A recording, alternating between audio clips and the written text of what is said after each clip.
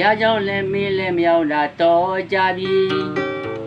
ပေါင်းသိများစုမိတဲ့အခါငယ်စဉ်ကကြောင်းတွေလဲ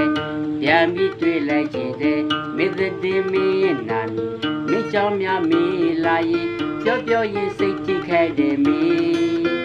ငါမင်းကိုပြောပြခြင်းနဲ့ဒုကတော့ဝေဝေကနေစူတောင်းပေးမယ်မိကတော့ဝေဝေနေနိုင်စေဒုကတော့ဝေဝေကနေစူတောင်းပေးမယ်မိကတော့ဝေဝေနေနိုင်စေမစ်ဆိုလိုဝါရဲ့မင်းမိုက်လိုဝါရဲ့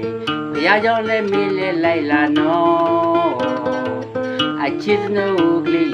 ပြေးထွက်လာပြီးမင်းကိုချိုနေမှာ